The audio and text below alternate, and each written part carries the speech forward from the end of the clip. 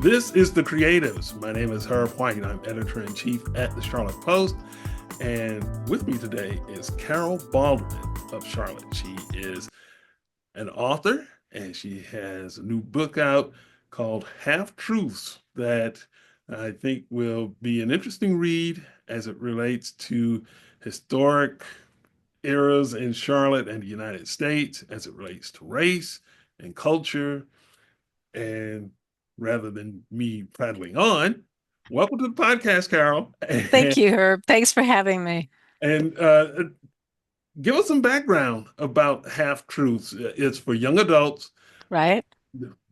What was the impetus for it? What is it? And what do you hope to get across with this book, which, as a matter of fact, debuts on April 2nd, which is Reconciliation Day.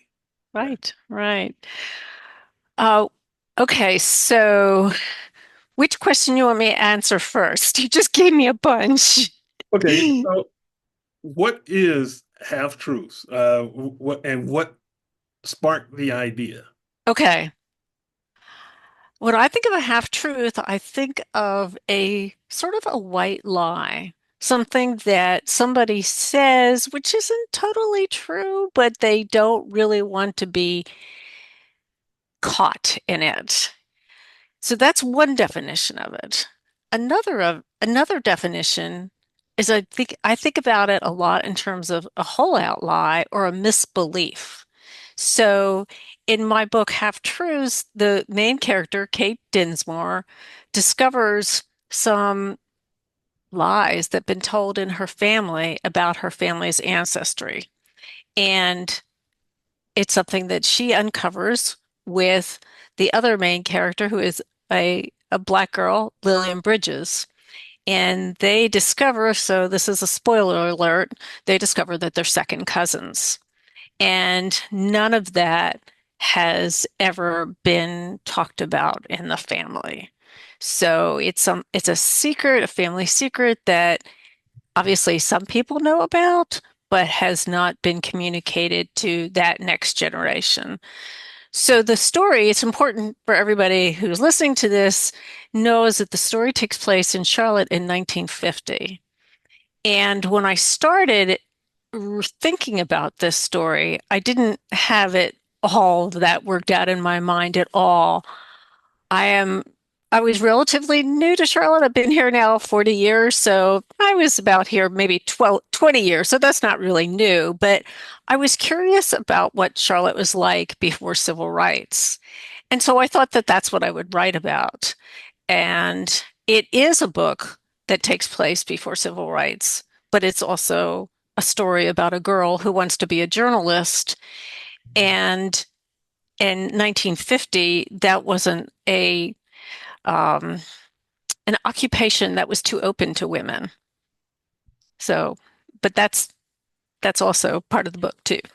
Yeah. So let me get this straight. Just from hearing you, this is about empowerment in terms of understanding where you come from, Yes.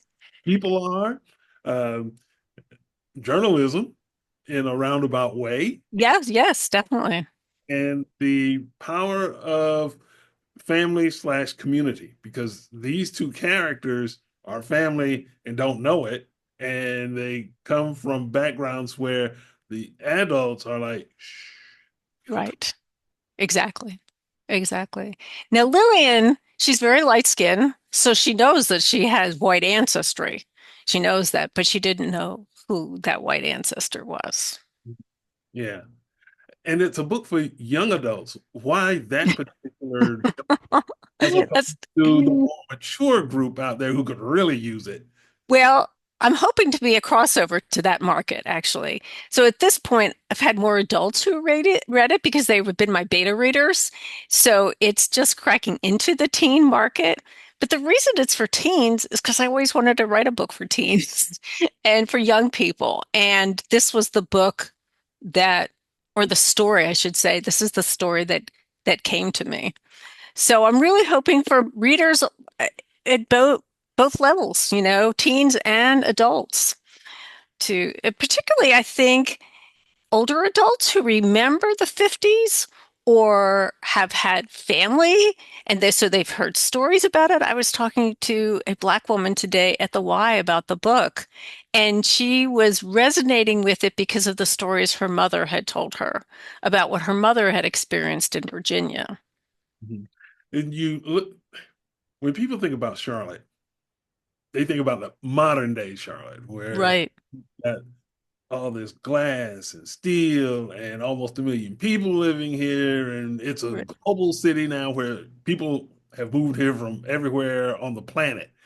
They don't necessarily think about Charlotte of the 1950s, which is right. a totally different place. It was a segregated society. Maybe Yes, in some people's estimation, it was soft segregation. It wasn't Alabama or Mississippi segregation, but it was correct. segregation nonetheless. Uh, Talk a little bit about going into the research in terms of what Charlotte was like during that era, especially as it relates to race.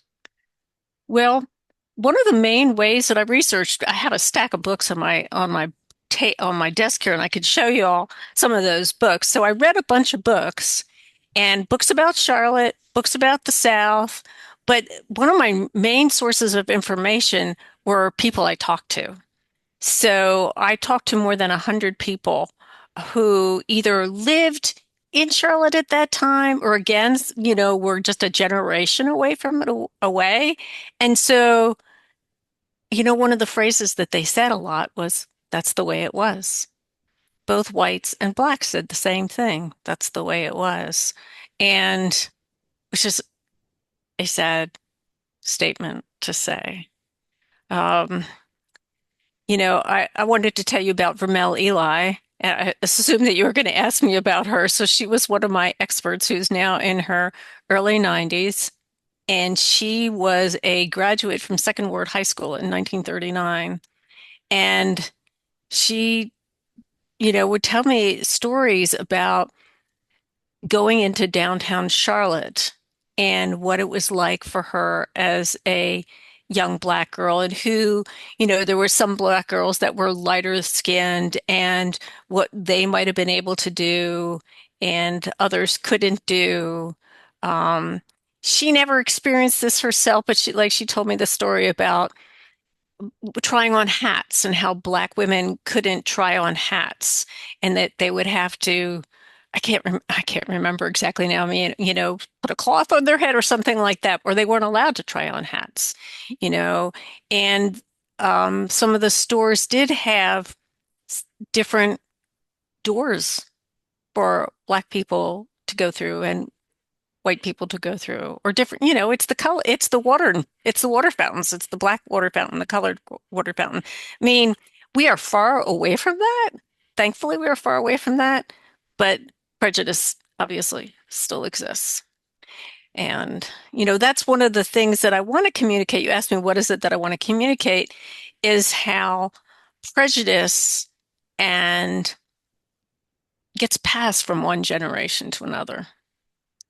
With In terms of that prejudice or just flat out racism, there's a soft racism that is often ascribed to Charlotte because back in those days, the business community didn't want a lot of feathers ruffled. And so that's where the saying the Charlotte way came in to vogue, where you had this almost a gentleman's agreement where, yes, the segregation is there, but we're not necessarily going to be in your face with it. So was that kind of like the way that this story evolves, where these two protagonists, these characters, are working their way around that soft racism where it's there, but with these kids, they are finding their way around it and not necessarily it's hitting them in the face all the time. Well, it hits them in the face some of the time because, like, at one point, Kate says to Lillian that she wants to hang out with her. And Lillian is like, well, where are we going to do that? We can't exactly go to, what the drugstore or the soda shop and sit and have a drink together. So they end up at the end, they end up taking a walk around Freedom Park together, which was, you wouldn't have had blacks in Freedom Park. You had nannies pushing white strollers, but you didn't have a black girl and a white girl walking around the park. So I don't know if you would define that as soft racism or not. I think that Lillian is like, how are we going to do this? How can we be in public? And I actually talked to a few people about where could a white girl and a black girl be? And so Kate lives with her grandparents. She moves from Tabor City, North Carolina. She moves in with her grandparents in Myers Park. And Lillian lives in Cherry. And in 1950, Brooklyn still existed. So somebody said, well, they could have gone to Brooklyn together. They would have been not as looked down as, so the white girl could have gone with the black girl into Brooklyn, but they couldn't have been like walking down the street in Myers Park. Yeah. It, I guess at that point in Charlotte's history, there were sundown areas where if you were black, you didn't want to be caught there. Hmm. Yeah, Discussions. yeah, Yeah. Uh, yeah. in the in the opening, you talked about the people that you talked to, and you talked about and that if you talk to 100 people, I'm sure there were some 100 really good stories that came out of those individuals. But what was the main theme that you got from all of these folks? That it's if there was a through line from all of those people that you talked to, what would it be? Well, see, I talked to blacks and whites, so I don't know if there's one through line. Um, from one of the things Vermel would sort of, I don't know, I can't remember her exact words, but she was hopeful, cautiously hopeful that things are different now, but worried that they might not be. How's that? Yeah, Um, I hear so a lot of that from black folks. Uh, right, her- right. it's And from the white people that I interviewed, they were embarrassed and ashamed to the most part of, quote, the way things were. mhm, yeah. I But in terms of the timing of the book's public release on reconciliation, Yes, uh, right. that was intentional. And talk a little bit about Hmm. why that particular day. I mean, you could have done it during Black History Month in February or Women's History Month to celebrate the friendship of these two girls. But why Right. reconciliation? You know, my publisher and I were just talking about publish pub dates, and she came up with that. She was Googling different holidays, and she came up with that, and we just both said, that's it. And I think it fits the story because in order to have reconciliation between two individuals so I should back up. Kate and Lillian have a rocky friendship. I mean, they're coming from different everythings, right? Different everything. So it's rocky. They do manage to bond over a few things. So that's always good for a friendship. But then Kate blows it. She major blows it, and I can't give that away on how she blows it, but she blows it. But so, but they do get back together again. So, but the way they get back together again is that Kate has to admit to Lillian that she blew it. And I think that that's the first step in reconciliation is that we have to admit what we've done. We have to admit, for Kate also had to admit some of her own half-truths that she was telling herself, as well as how she hurt Lillian when she said what she said. And so so that's how my book particularly I think ties into reconciliation. So it's a reconciliation between friends who happen to be of different races, but there's also a reconciliation that goes on between Kate and her grandmother, because her grandmother is the one who's been keeping the secret. It was the family secret. And so um, they sort of come to terms, Kate's terms. So, but there is a more of a meeting and more mutual respect between each other. I think that, I chose Lillian's last name on purpose. Her last name is Bridges, and I believe in bridges between people and communication as so important, and empathy and understanding of who the other person is that you are in a relationship with, whether or not it's your neighbor who you are having a battle with or somebody in your family.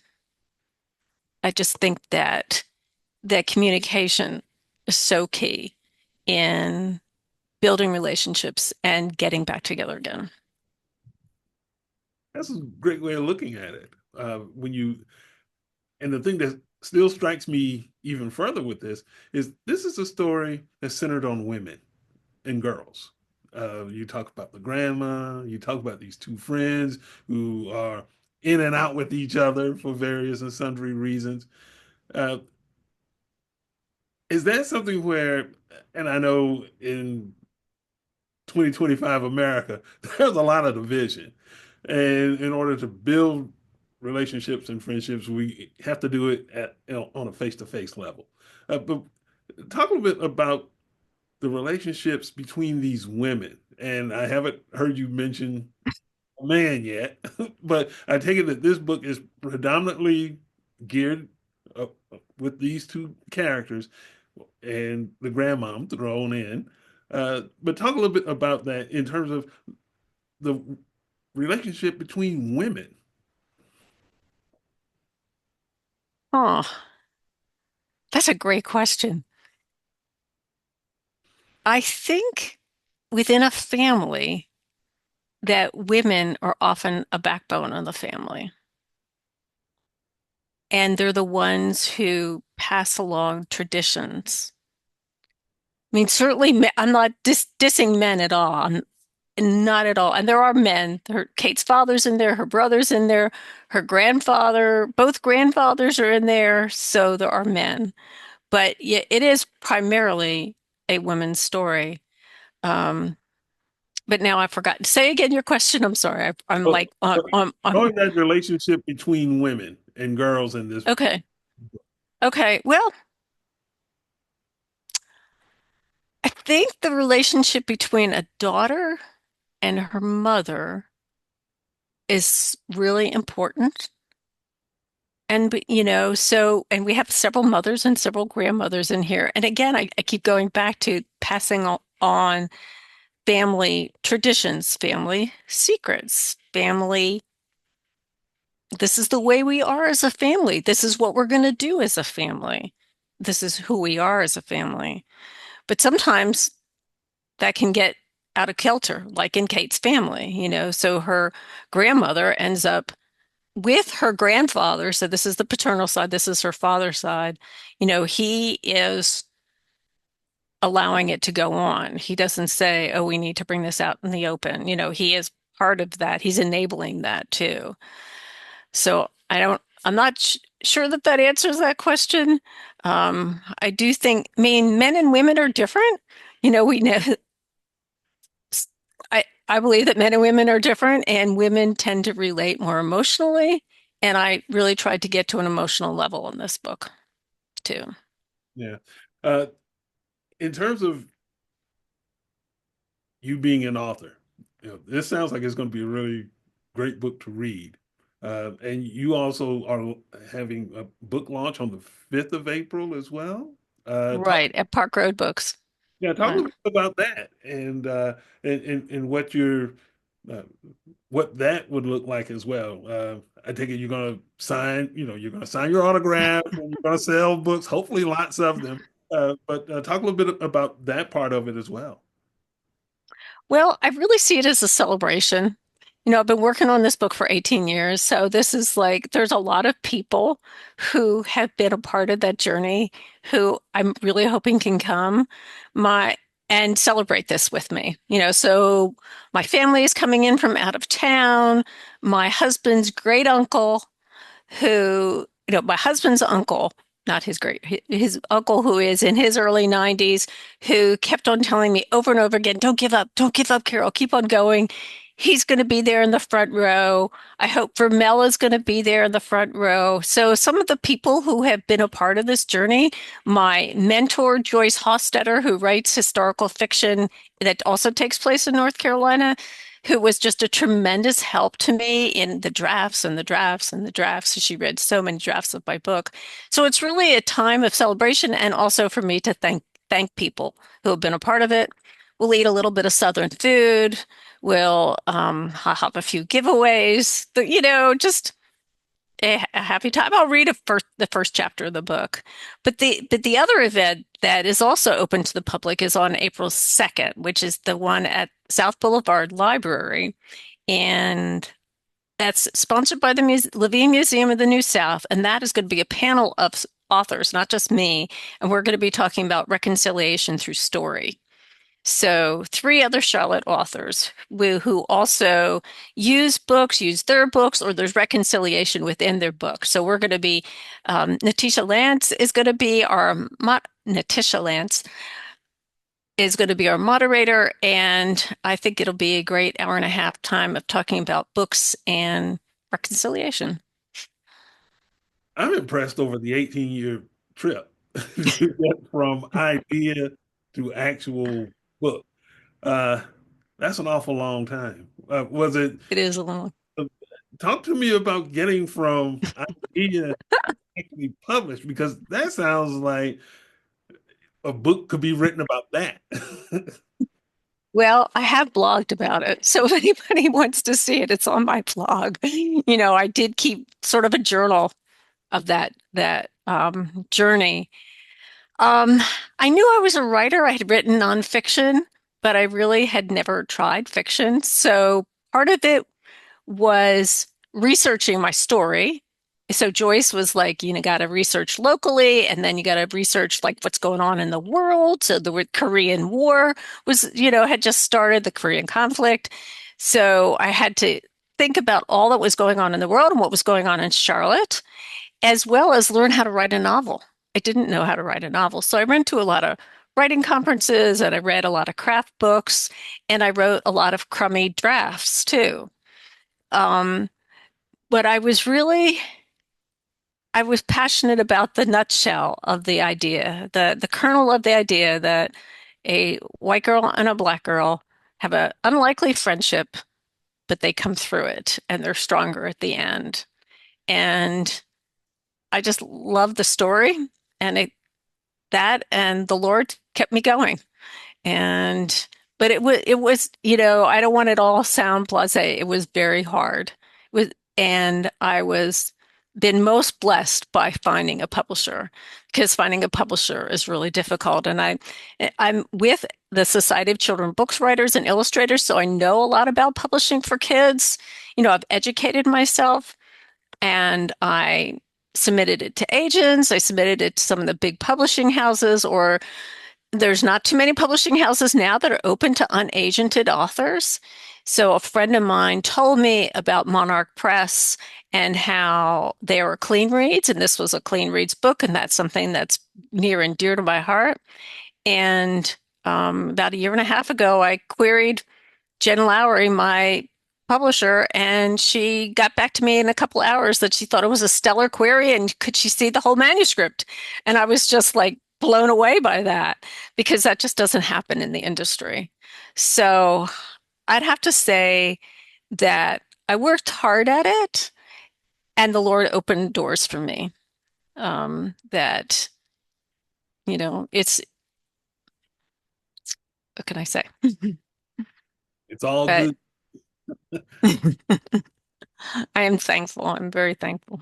Yeah. Uh, was there ever a time during that 18-year stretch that you said, you know what? Maybe I need to dial this back or just shut it down? Well, there was. People asked me that, and the biggest hurdle for me to get over was so I'd written it from Kate's point of view, and then I went to a SCBWI conference, and an editor read what I had written, and she suggested that I write it both from her and Lillian's point of view, from the two girls' point of view. And that made me nervous and worried, and like, how can I do that? But a friend of mine, another friend, encouraged me to try it. So I spent about 2 years doing that. By the time I finished that and started querying publishers, I was told that as a white author, I really couldn't write from Lillian's point of view, the Black girl's point of view. And so I dumped it. And I mean, I dumped that part of the book, and I really didn't know if I would keep going at that point because that was really crushing to me. But I went back and I started again. And it's better now that I was in Lillian's head for a while. I think it's probably, hopefully, her voice is more authentic. But that was the hardest thing to go back to it after that. Hmm. And I can understand that too, because there is that question of authenticity sometimes, where for Right, you know, you've never lived in those shoes, you've never had those stories passed right, to you, where it's something that you feel, not something that you hear. right, And so I right, can certainly understand that. So, right.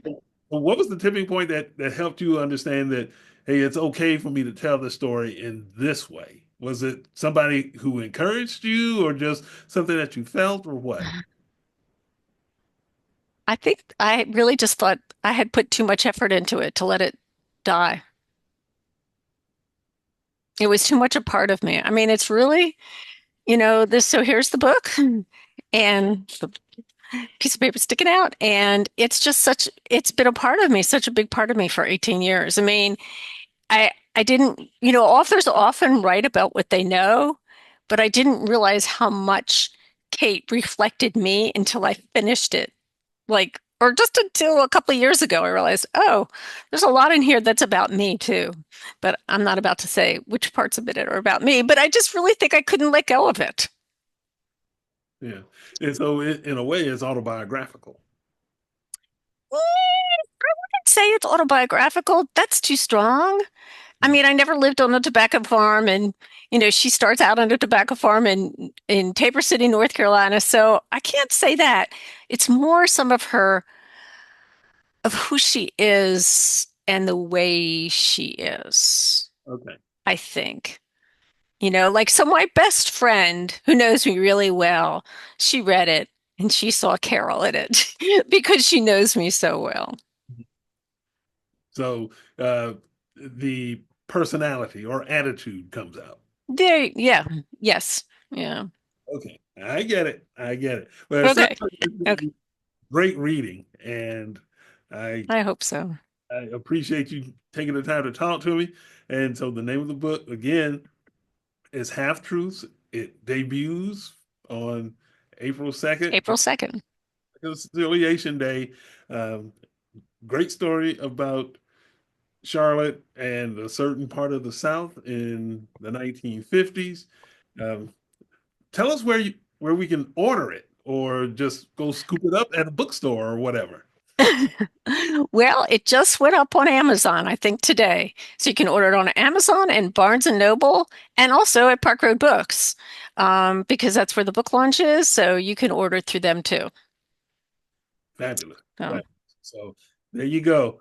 Now you have no excuses. Go out, get yourself a copy, and read it for yourself, or give it to a young person that you love, and help open some eyes. So, thank you. Baldwin, thank you for joining me for the creatives, and Thank thank you very much. you for listening to the podcast or watching it. And be sure to go to our website, thecharlottepost.com, become a subscriber or a donor, and read about this, because we're also going to have an article version that will go onto the website, as well as in the print edition of the publication. So, for everybody at the Charlotte Post, my name is Herb White for Carol Baldwin.